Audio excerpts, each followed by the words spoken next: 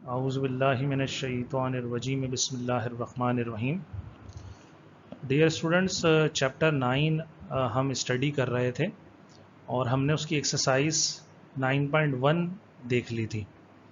Student, एक और exercise के साथ आज हम हाजिर हैं और चैप्टर नंबर 9 जो है इसका नाम है फंडामेंटल ऑफ ट्रिग्नोमेट्री और जो एक्सरसाइज आज हम स्टार्ट करने जा रहे हैं वो है 9.3। तो स्टूडेंट्स, एक्सरसाइज 9.3 और सबसे पहले जो हम इसमें देखेंगे वो देखेंगे वैल्यूज़ ऑफ ट्रिग्नोमेट्रिक फंक्शंस। अब स्टूडेंट, इसका पोर्शन मैट्रिक क्लास में भी आपने पढ़ा है और इस पोर्शन को अगर हम नहीं पढ़ेंगे तो ये एक्सरसाइज हमारी सॉल्व नहीं होगी। अब वैल्यूज़ ऑफ ट्रिग्नोमेट्रिक फंक्शन से क्या मुराद है? स्टूडेंट, आप जानते हैं ट्रिग्नोमेट्रिक फंक्शंस वो फंक्शंस हैं जिनके अंदर साइन थीटा, कॉस थीटा और टेन थीटा इन्वॉल्व हो जाए। ठीक है, इन फंक्शंस को हम बोलते हैं क्या? ट्रिग्नोमेट्रिक आइडेंटिटीज या ट्रिग्नोमेट्रिक फंक्शंस कहते हैं। अब स्टूडेंट, ये फंक्शंस की वैल्यूज होती हैं। मतलब अगर मैं कहूं कि साइन थीटा खुद से क्या है, तो स्टूडेंट साइन थीटा का एक फॉर्मूला होता है। इसी तरह कॉस थीटा खुद से क्या है, तो इसी तरह स्टूडेंट कॉस का भी एक फॉर्मूला होता है और टेन थीटा क्या है, टेन का भी एक फॉर्मूला होता है। लेकिन स्टूडेंट, इनकी वैल्यूज जो सेट की जाती हैं वो वैल्यूज सेट की जाती हैं अकॉर्डिंग टू एंगल थीटा। मतलब एंगल थीटा के अकॉर्डिंग कैलकुलेट की जाती हैं। जैसे अगर मैं सिर्फ साइन पे रहते हुए बात करूं, फिर हम इसका पूरा चार्ट भी देखेंगे अभी कुछ देर बाद। अगर साइन पे रहते हुए बात करूं, अगर एंगल लिया जाए 0 तो फिर साइन की वैल्यू भी कितनी होती है स्टूडेंट? 0 होती है। और अगर यही एंगल कर दिया जाए 30 डिग्रीज में, तो फिर साइन की वैल्यू हो जाती है स्टूडेंट 0.5 या 1/2 हम इसको राइट करते हैं। तो स्टूडेंट, ये कहलाएंगी वैल्यूज ऑफ साइन थीटा, ठीक है, ऑन डिफरेंट एंगल्स। तो हम अभी यही पढ़ेंगे, क्योंकि अगर हमें ये याद नहीं होगा तो हम इस एक्सरसाइज को कंप्लीट या सॉल्व नहीं कर सकेंगे। तो स्टूडेंट, एक पूरा चार्ट होता है, हम उस चार्ट को अंडरस्टैंड करते हैं ताकि आपको ये जो वैल्यूज हैं इनको याद रखने में, मेमोराइज करने में आसानी हो। अब स्टूडेंट, चार्ट किस तरह का है? चार्ट कुछ इस तरह का है। ये हमारे पास वैल्यूज का चार्ट मौजूद है। अब स्टूडेंट, ज़्यादातर जो इनमें वैल्यूज याद करने वाली हैं वो 90 डिग्री तक हैं। ठीक है, ये 180 और 270 की अगर आप छोड़ भी देंगे, लेफ्ट करेंगे जब भी, कोई फर्क नहीं पड़ेगा स्टूडेंट। तो आपने सिर्फ याद रखनी है कौन कौन सी वैल्यूज। ठीक है, अगर आप गौर करें तो सबसे पहले हमें, ठीक है ना, इस चार्ट के अंदर कुछ रॉज हैं और कुछ कॉलम हैं। तो स्टूडेंट, ये जो हमारे पास हॉरिजॉन्टल लाइन आ रही हैं ये है रॉज। तो पहली रो में जो फर्स्ट, ठीक है ना, सेल के अंदर लिखा हुआ है थीटा, डिग्रीज में है वो। फिर सेकंड सेल में, सेकंड रो में जो लिखा हुआ है वो रेडियंस में लिखा हुआ है। अब स्टूडेंट, इनकी कन्वर्जन करना हम सीख चुके हैं, हमें आती हैं इनकी कन्वर्जन करना। 9.1 एक्सरसाइज में हमने क्वेश्चन 1, 2 में रेडियन टू डिग्री और डिग्री टू रेडियन हमने कन्वर्ट करना सीखा है। तो स्टूडेंट, हम जो वैल्यूज ले रहे हैं वो क्या ले रहे हैं? 0, 30, 45, 60 एंड 90। मैंने कहा ये दोनों आप कॉलम क्या कर देंगे? स्किप कर देंगे। स्किप करने की वजह है वो अभी आपको इस लेक्चर में समझ में आ जाएगी। अब स्टूडेंट्स, पहले सबसे पहले क्वेश्चन रेज ये होता है कि एंगल की यही वैल्यूज क्यों ली जाती हैं? इनके अलावा भी तो एंगल्स हो सकते थे। 0 के बाद 1, 2, 3, 4, 5, ये तो बहुत सारी वैल्यूज हो सकती हैं। और फिर इन वैल्यूज को हम पॉइंट्स में भी काउंट कर सकते हैं। तो स्टूडेंट, सवाल ये कि यही वैल्यूज क्यों ली गई? तो स्टूडेंट, इसका भी हम आंसर इसी लेक्चर में अभी देखेंगे। तो स्टूडेंट्स, ये वैल्यूज ही क्यों ली गई? ठीक है, तो ये स्टैंडर्ड एंगल कहलाते हैं। अब स्टूडेंट, मैं यहाँ साइड में आपको एक्सप्लेन करता हूँ, आप मुझे फॉलो कीजिए गौर से। पहला हमने लिया 0, फिर दूसरी वैल्यू हमने जो स्टैंडर्ड ली है वो ली है 30, उसके बाद स्टैंडर्ड एंगल है 45, देन 60 एंड देन 90। अब स्टूडेंट, ये जो साइन कॉस टेन की जो वैल्यूज होती हैं, ये सारी जो वैल्यूज हैं, ये फंक्शन जिनको ट्रिग्नोमेट्रिक फंक्शन कहा है, ये सर्कुलर फंक्शन होते हैं या पीरियोडिक फंक्शन होते हैं। स्टूडेंट ये बहुत ही इंटरेस्टिंग फैक्ट है इनके बारे में कि ये पीरियोडिक फंक्शन होते हैं। और पीरियोडिक फंक्शन क्या होता है स्टूडेंट, इसके नाम से पता लग रहा है जिसका कोई पीरियड हो, या इनको सर्कुलर भी बोलते हैं। और सर्कुलर मतलब एक साइकिल में चल रहे हो, और साइकिल में जो चीज़ चलती है स्टूडेंट वो अपने आप को रिपीट करती है। तो ये फंक्शन की वैल्यूज भी अपने आप को रिपीट करती हैं। मतलब कि 90s के बाद जो वैल्यूज या 180 के बाद वैल्यू बनेगी एक सर्टेन इंटरवल के बाद, फिर वो वैल्यूज नई नहीं होंगी, बल्कि जो पुरानी प्रीवियस वैल्यूज थी वो ही रिपीट होना शुरू हो जाएंगी। तो ये सर्कुलर फंक्शन या पीरियोडिक फंक्शन कहलाते हैं। अब स्टूडेंट यहां पर जो हमने स्टैंडर्ड एंगल लिए हैं, अगर आप देखें तो इनको सेलेक्ट करने का क्राइटेरिया क्या है। तो स्टूडेंट पहले दो एंगल में जो डिफरेंस आपको देखने को मिल रहा है वो मिल रहा है 30। फिर बाद वाले दो एंगल्स में आपको 15 डिग्री का और 15 डिग्री का डिफरेंस मिलेगा। मतलब इनको माइनस करें, 30 माइनस 0 30, 45 माइनस 30 15, 60 माइनस 45 कितना हो जाएगा स्टूडेंट, 15 हो जाएगा ये। इसी तरह लास्ट वाले में जो आपको डिफरेंस दिख रहा है वो कितना दिख रहा है स्टूडेंट, वो दोबारा से 30 दिख रहा है। मतलब ये एक सीक्वेंस है। और सीक्वेंस कैसे होगा, अगर आपको नेक्स्ट एंगल बनाना है, अगर स्टूडेंट पूछें सर नेक्स्ट 90 के बाद एक स्टैंडर्ड एंगल क्या हो सकता है, तो फिर आंसर इसका बिल्कुल सीधा सा होगा, इस सीक्वेंस को आप फॉलो कीजिए। ये सीक्वेंस क्या है, 30 15 15 एंड 30। मतलब कि अगर आपको अगला 90 के बाद नेक्स्ट एंगल जनरेट करना है तो आप क्या करेंगे, दोबारा से, ठीक है, इस 90 में 30 ऐड कर देंगे। जब आप 90 में 30 ऐड करेंगे तो आपको मिलेगा स्टूडेंट 120। फिर आप इस सीक्वेंस को फॉलो करते हुए इस 120 में क्या ऐड करेंगे, 15, तो आपको मिल जाएगा 135। फिर आप इस 15 में ऐड कर देंगे दोबारा 15, तो आपको मिलेगा 150 डिग्रीज। और फिर आप 30 ऐड करेंगे तो दोबारा क्या मिलेगा आपको, ऐड कर दीजिए, ये मिल जाएगा 180। जैसे ही आप इसको देखेंगे तो ये 90 का डबल हो जाएगा। ठीक है। अब अगर आप नेक्स्ट एंगल भी बनाना चाहते हैं, ऐसी करें, प्रीवियस एंगल में आप 30 15 15 30 ऐड करते चले जाइए, तो एंड पर आप पहुंच जाएंगे कहां पर, 360 पर। और ये 1 साइकिल कहलाएगा कंप्लीट। जैसे अगर हम सर्किल में बात करें स्टूडेंट्स, तो सर्किल के 4 हिस्से अगर करे जाएं क्वाड्रेंट में, तो 90 90 90 और 90 360, जहां से आप चले थे दोबारा रोटेट करके आप उसी जगह पर पहुंच जाएंगे। और ये एक साइकिल पूरा होगा, इसलिए कहलाएगा सर्कुलर फंक्शन, साइक्लिकल फंक्शन या पीरियोडिक फंक्शन। अब डिपेंड करता है कि इनकी वैल्यू साइन कॉस टेन की किस तरह से रिपीट होती हैं।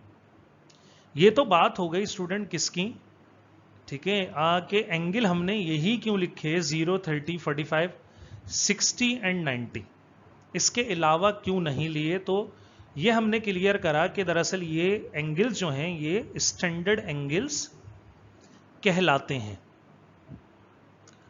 अब स्टूडेंट अगर मजीद मूव करें तो हम सेकंड रॉ में इन एंगल्स को कन्वर्ट किया गया है किसके अंदर स्टूडेंट्स, इनको कन्वर्ट किया गया है रेडियन में। तो स्टूडेंट 0 का 0 रेडियन होगा, 30 का पाई बाय 6 होगा, 45 का पाई बाय 4 होगा, 60 का पाई बाय 3 होगा, और 90 का कितना होगा, पाई बाय 2 होगा। स्टूडेंट आसान तरीके में मैं इसको आपको याद रखने की एक मेथड बताता हूं। जैसे पाई बाय 6 से आपको कंफ्यूज हो रहे हैं कि ये क्या 30 है, तो स्टूडेंट खुद पाई जो होता है वो 180 डिग्रीज के बराबर होता है। 1 पाई रेडियन डिग्री 180 डिग्रीज होता है। तो आप क्या करें, आपको चेक करना है कि क्या ये यहां पर जो पाई बाय 6 लिखा हुआ ये 30 है कि नहीं है। तो स्टूडेंट बहुत आसान सा तरीका ये है कि पाई की जगह 180 अज्यूम करें, 6 से डिवाइड करें तो 30 आएगा। इसी तरह अगर आपको चेक करना है पाई बाय 4 45 है नहीं है, तो पाई की जगह क्या रखें आप, 180 डिवाइडेड बाय 4 करें, 45 आएगा। इसी तरह यहाँ पाई की जगह आप रख दीजिए 180 डिवाइडेड बाय 3 करें, 60 आएगा। पाई की जगह 180 डिवाइड करेंगे आप 2 से, तो आपके पास एंगल आएगा 90 डिग्रीज का। तो ये बिल्कुल सही लिखे हुए हैं पाए या रेडियंस के अंदर। अब स्टूडेंट आ जाइए इनकी वैल्यूज पर। जैसे अगर आप फर्स्ट वैल्यू को चेक करें तो फर्स्ट वैल्यू पहले साइन की निकाली गई है। स्टूडेंट साइन का 0 डिग्री पर जो वैल्यू आती है वो 0 आती है। आप चाहें तो कैलकुलेटर भी यूज कर सकते हैं चेक करने के लिए। इसी तरह 30 या पाई बाय 6 पर कितनी होती है 1/2। 45 या पाई बाय 4 पर होती है, ठीक है, यहां पर 1/√2 या √2/2। स्टूडेंट इसको 1/√2 भी लिखा जा सकता है। इस वैल्यू को मैं यहां शो करता हूं आपको।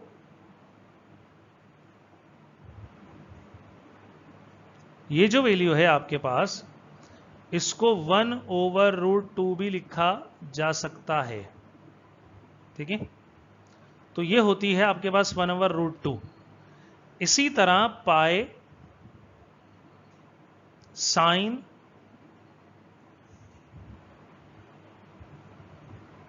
पाई बाय 3 √3/2 होगा, और पाई बाय 2 होगा आपके पास कितना 1 के बराबर। अब अगर आप गौर करें कॉस की वैल्यूज को देखना शुरू करें स्टूडेंट। कॉस की वैल्यू 0 एंगल पर 0 है, सॉरी 1 है, 30 पर √3/2 है, और 45 पर यह है √2/2 या 1/√2, 60 पर 1/2 है, और 90 पर यह 0 है। अब अगर आप स्टूडेंट गौर करें तो ये साइन की वैल्यू को उल्टा करके लिख दिया गया है। मतलब साइन की वैल्यू 90 पर 1 थी, ये 0 पर 1 है, और जो यहां पर 60 पर थी वो यहां 30 पर है, उल्टा करके लिख रहे हैं। और 45 वाली 45 पर है, और 30 वाली यहां किस पर आ गई 60 पर आ गई, और 0 वाली किस पर आ गई स्टूडेंट 90 पर आ गई। मतलब वैल्यूज को रिवर्स करके लिखा गया है। तो ये इनको याद रखने का आसान सा तरीका है। अगर वैल्यूज को उल्टा करके लिख दिया जाए तो फिर ये वैल्यूज किसकी बन जाती हैं स्टूडेंट्स, ये वैल्यूज बन जाती हैं कॉस की। अब रही बात स्टूडेंट tan की वैल्यूज को किस तरह बनाया गया। तो स्टूडेंट tan थीटा होता है, अगर आपने ये फॉर्मूला पढ़ा है तो tan खुद होता है sin theta divided by cos theta. मतलब अगर आप साइन को कॉस से क्या कर दीजिए डिवाइड, तो आपके पास क्या आ जाएगा स्टूडेंट, आपके पास आ जाएगा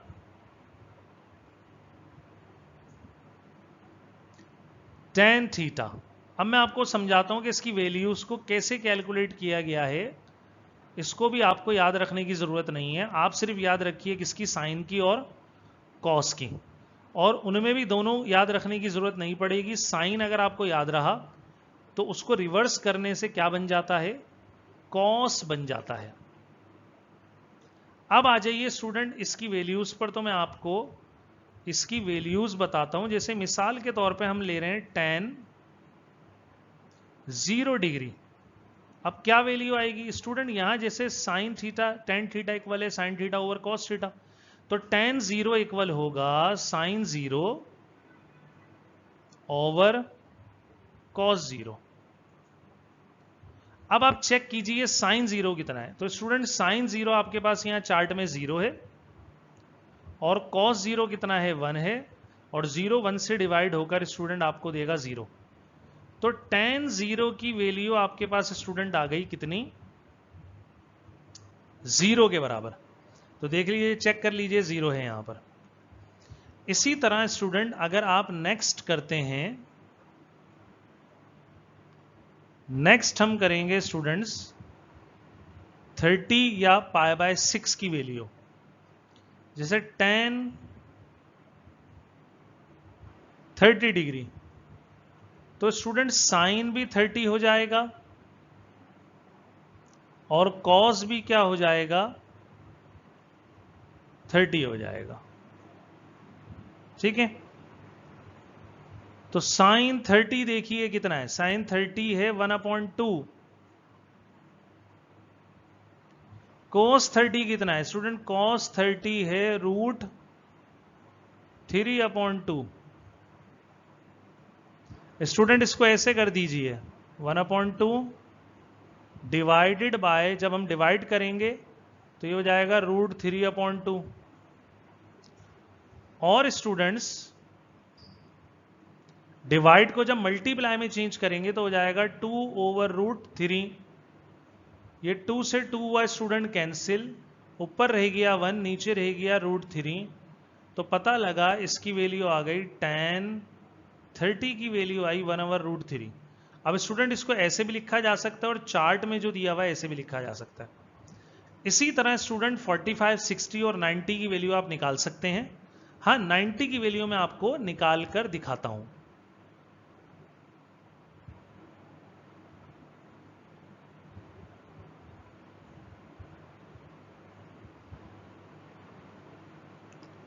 अगर आप cos 90 निकालेंगे स्टूडेंट, क्योंकि इसमें एक और लर्निंग है आपके लिए, तो sin 90 स्टूडेंट लिखा जा सकता है, फिर tan 90 लिखा जा सकता है sin 90 डिवाइडेड बाय cos 90। अब स्टूडेंट sin 90 क्या होगा? sin 90 आप चार्ट में देखिए, sin 90 की वैल्यू है 1 और cos 90 कितना है 0। स्टूडेंट अगर आप इसको कैलकुलेटर में कैलकुलेट करेंगे तो कैलकुलेटर आपको आंसर प्रोवाइड नहीं करेगा। तो हम इसका क्या करेंगे स्टूडेंट? हम करेंगे tan 90 हमारे पास आएगा। अब याद रखिएगा स्टूडेंट, एनीथिंग डिवाइडेड बाय 0 ये इन्फिनिटी होता है। ठीक है, क्या होता है ये? यहां पर ये अनडिफाइंड नहीं होगा, बल्कि क्या होगा, ये इन्फिनिटी होगा। मतलब ये लामहदूद हो जाएगा, इनफाइनाइट हो जाएगा। तो यहां जो ये लिखा हुआ है अनडिफाइंड, ये इन्फिनिटी के बराबर है, तो इसकी वैल्यू क्या होगी? इन्फिनिटी। इसी तरह 45 और 60 आप स्टूडेंट कैलकुलेट कर सकते हैं। स्टूडेंट उम्मीद कर रहा हूं कि ये चार्ट आपको समझ में आया होगा, क्योंकि अब नेक्स्ट फेज में हम मूव करने जा रहे हैं इसके कुछ क्वेश्चंस की तरफ जो इस चार्ट के बगैर नहीं होंगे। तो स्टूडेंट फर्स्ट क्वेश्चन की तरफ मूव करते हैं, और फर्स्ट क्वेश्चन है हमारा साइन पाई बाय, वो बोल रहे हैं एवेल्युएट करें। एवेल्युएट मतलब कैलकुलेट कीजिए। Sign pi by 3 cos pi by 6 minus cos pi by 3 sign pi bye 6।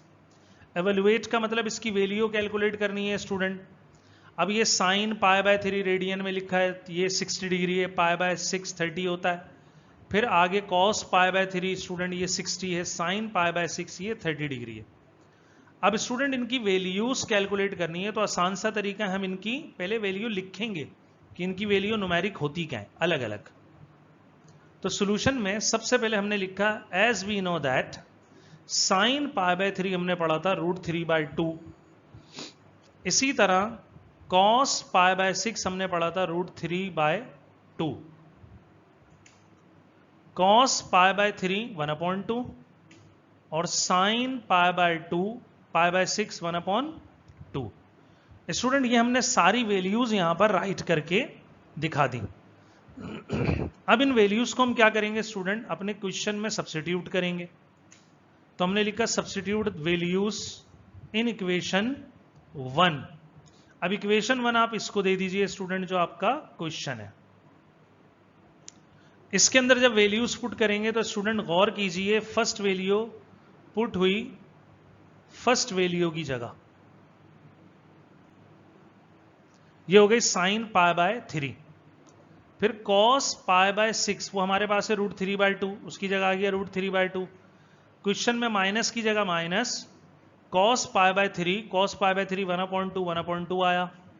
फिर साइन पाई बाय 6 ये आ गया साइन पाई बाय 6 1/2, ये आ गया 1/2। अब इनको फर्दर सॉल्व करेंगे स्टूडेंट, तो देखिए दोनों वैल्यूज मल्टीप्लाई हो रही हैं, तो न्यूमरेटर न्यूमरेटर से मल्टीप्लाई होगा, डिनोमिनेटर डिनोमिनेटर से। तो हमारे पास न्यूमरेटर में √3 है, √3 का स्क्वायर 2 2 जा 4 हो गया, ये 1 1 जा 1 हो गया और 2 2 जा 4 हो गया स्टूडेंट। अब हम जानते हैं स्टूडेंट्स के यहां पर ये स्क्वायर और रूट एक दूसरे को क्या कर देंगे? कैंसिल। तो नेक्स्ट वैल्यू जो हमारे पास बचेगी वो 3 - 1 मतलब 3/4 रह जाएगा, -1/4 रह जाएगा, और उसका एलसीएम करेंगे तो स्टूडेंट ये आएगा 3 - 1/4। अब हमें पता है 3 माइनस 1 2 होगा स्टूडेंट, 2/4 कैंसिल कर देंगे तो ये 1 बचेगा, नीचे बच जाएगा 2, तो 1/2 क्या आ जाएगा स्टूडेंट्स, इसका आंसर आ जाएगा। स्टूडेंट बहुत इजी सा क्वेश्चन था, बस आपने याद क्या रखना है, याद रखना है आपने क्या, ठीक है, जो चार्ट में वैल्यूज थी डिफरेंट एंगल्स पर ट्रिग्नोमेट्रिक फंक्शंस की वो।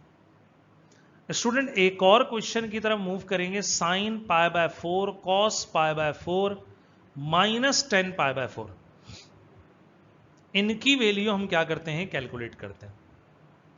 तो स्टूडेंट वैसे ही किया जाएगा, सॉल्यूशन में हम कर देंगे एज वी नो दैट, सबसे पहले इनकी वैल्यू लिखी जाएगी, sin π/4 1/√2, और स्टूडेंट cos π/4 भी कितना होगा, 1/√2 होगा। इसके अलावा tan π/4 स्टूडेंट 1 होता है। इन सब वैल्यूज को हम सब्स्टिट्यूट करने जा रहे हैं हमारी इक्वेशन नंबर 1 में, इसको हमने 1 का नाम दे दिया क्वेश्चन को।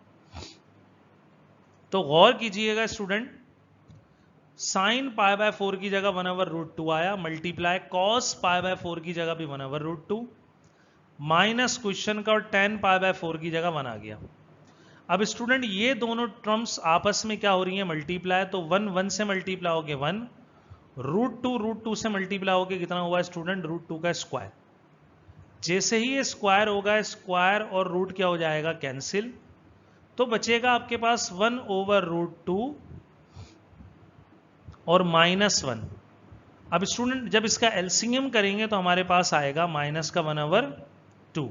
मतलब कैसे, अगर मैं एलसीएम करके दिखाऊं तो 1 - 2/2 इसका एलसीएम होगा, और 1 - 2 स्टूडेंट आ जाएगा -1, डिवाइड में क्या आएगा 2, तो -1/2 इसका क्या आ गया, आंसर आ गया। ये हमारे पास क्या आया स्टूडेंट, आंसर। स्टूडेंट क्वेश्चन 3 आप ऐसे ही कर सकते हैं, तो ये आपका होमवर्क रहेगा, तो इसलिए डू योर सेल्फ। हाँ, क्वेश्चन नंबर 4 हम करेंगे, और स्टूडेंट क्वेश्चन नंबर 4 दिखने में बहुत टिपिकल सा है, tan π/4 minus tan π/6 divided by 1 plus tan π/4 tan π/6। Student सबसे पहले स्टेप में हम इन सब की क्या लिखते हैं, वैल्यूज। तो as we know that tan π/4 student होता है 1, tan π/6 होता है 1/√3। इसके अलावा कोई वैल्यू स्टूडेंट नहीं है, तो इन वैल्यूज को सब्स्टिट्यूट कर दिया जाएगा इक्वेशन में जो हमारा क्वेश्चन है। जैसे ही स्टूडेंट इसको हम सब्स्टिट्यूट करेंगे तो हमारे पास, गौर कीजिए, tan π/4 की जगह 1 आएगा, tan π/6 की जगह 1/√3 आएगा, फिर 1 क्वेश्चन का प्लस tan π/4 की जगह 1 मल्टीप्लाई tan π/6 की जगह 1/√3। अगर स्टूडेंट न्यूमरेटर का एलसीएम लिया जाए तो वह एलसीएम आएगा √3, इस 1 से मल्टीप्लाई हुआ √3 -1 डिवाइडेड बाय √3। इसी तरह स्टूडेंट डिनोमिनेटर का भी एलसीएम ले लें, √3 मल्टीप्लाई 1 प्लस 1 1 जा 1 डिवाइडेड बाय √3। स्टूडेंट यहां पर ये √3 और √3 डिनोमिनेटर वाले क्या हो गए, कैंसिल, तो हमारे पास न्यूमरेटर वाली वैल्यू बची, और वो वैल्यू क्या है, √3 - 1 डिवाइडेड बाय √3 प्लस 1। और यही स्टूडेंट हमारा क्या होगा, यही हमारा आंसर होगा। स्टूडेंट ये क्वेश्चन 1 2 3 4 ये सेम थे, अब क्वेश्चन नंबर 5 चेंज होगा, तो हम उसको नेक्स्ट लेक्चर में इंशाल्लाह फॉलो करेंगे। क्वेश्चन नंबर 3 आपको एज होमवर्क दिया गया है, तो आप इसकी प्रैक्टिस करेंगे और इसको लिख भी लेंगे, और जो चार्ट में वैल्यूज थी आप उसको मेमोराइज करने की कोशिश करेंगे, और एक बार उस चार्ट को स्टूडेंट खुद ड्रॉ करके देखिए, एक बार नहीं हो तो 2 बार 3 बार उसकी बार बार प्रैक्टिस कीजिए। जब आप बार बार उसकी प्रैक्टिस करेंगे तो आपको वो ड्रॉ करना आ जाएगा, और वैल्यूज भी क्या हो जाएंगी, उसको आपको मेमोराइज हो जाएंगी। हाँ, ये आप ड्रॉ करिएगा स्टूडेंट विदाउट कैलकुलेटर। अगर आप कैलकुलेटर से वैल्यू लिखकर और इसको याद करने की कोशिश करेंगे तो ये आपको मेमोराइज नहीं होगा। स्टूडेंट अपना ख्याल कर रखिएगा, अपने इर्द गिर्द के लोगों का ख्याल रखिएगा। जब तक के लिए अल्लाह हाफिज। नेक्स्ट लेक्चर में इंशाल्लाह क्वेश्चन नंबर 5 से आपसे मुलाकात होगी।